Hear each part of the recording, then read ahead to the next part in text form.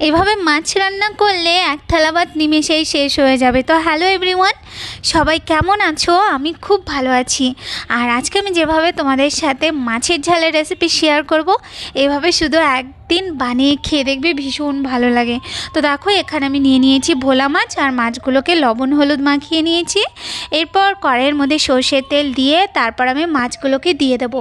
তারপর মাছগুলোকে উল্টে পাল্টে ভালো করে একটু হালকা কড়া কড়া করে ভেজে নেব। তো দেখো, সবগুলো মাছ ভাজা হয়ে গেলে এরপর মাছগুলোকে তুলে নিয়ে ওই তেলের মধ্যে দিয়ে দেবো দুটো শুকনো লঙ্কা, আর দিয়ে দেবো একটু কালো জিরে ফোড়ন।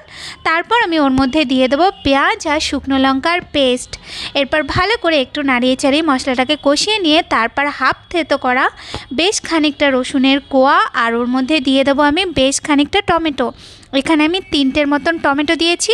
এরপর আমি ওর মধ্যে পরিমাণ মতো লবণ হলুদ আর লঙ্কার গুঁড়ো দিয়ে ভালো করে নাড়িয়ে চাড়িয়ে ঢাকা দিয়ে 3 থেকে 4 মিনিটের মতন একটু কষিয়ে নিতে হবে। মশলাটা ভালো করে কষানো হয়ে গেলে তারপর ওর মধ্যে জল দিয়ে নাড়িয়ে চাড়িয়ে গ্রেভিটা যখন ফুটে উঠবে তখন আমি ওর মধ্যে দিয়ে দেবো ভেজে রাখা মাছগুলোকে দিয়ে তারপর হালকা হাতে একটু নাড়িয়ে নিয়ে এরপর গ্যাসটা আস্তে করে 10 মিনিটের মতন একটু রান্না করে নিয়ে তারপর সবার লাস্টে বেশ খানিকটা ধনেপাতা দিয়ে নাড়িয়ে নিলেই আমাদের ভোলা মাছের ঝাল কিন্তু একদম রেডি হয়ে যাবে। রেসিপিটা ভালো লাগলে ট্রাই করবে আর আমায় বলবে তোমাদের কেমন লাগলো।